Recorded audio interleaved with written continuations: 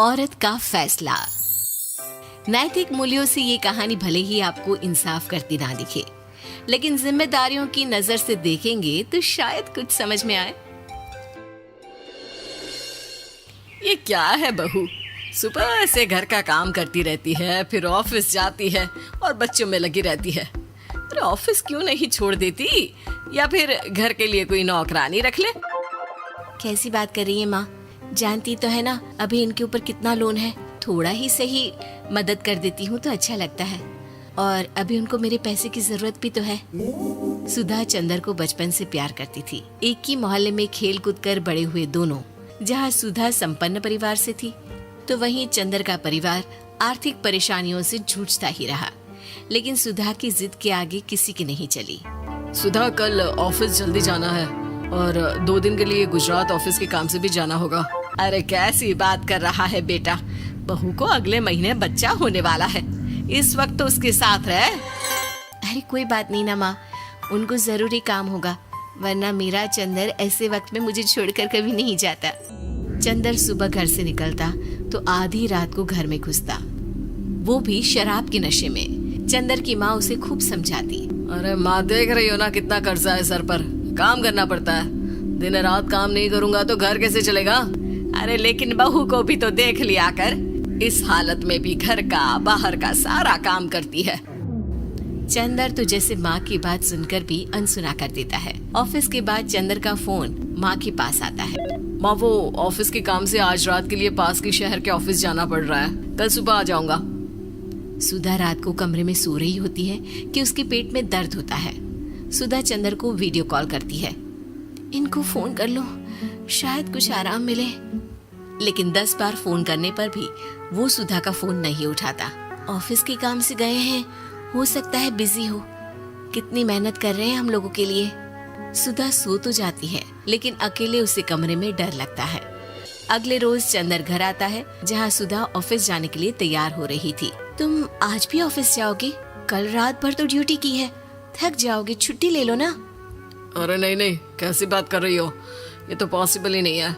अच्छा रुको, मैं जल्दी से तुम्हारा खाना और नाश्ता बना देती हूँ। बेचारी सुधा ऑफिस जाना छोड़कर लग जाती है पति के लिए खाना बनाने, उसके कपड़े प्रेस करने और जरूरत का सामान मुहैया कराने के लिए।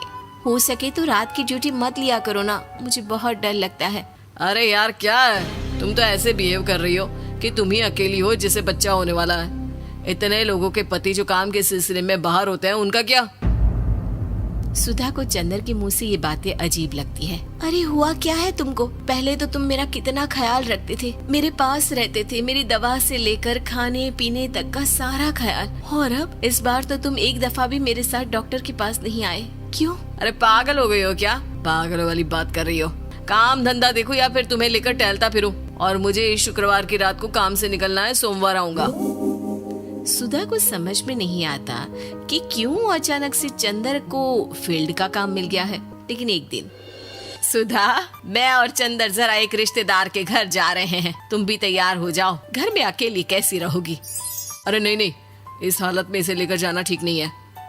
अरे लेकिन मैं ऑफिस भी तो जाती हूँ, फिर घर में अकेले। चंदर उसकी कोई बात नहीं सुनता। वो सीधा कार निकाल कर माँ को लेकर चला जाता है।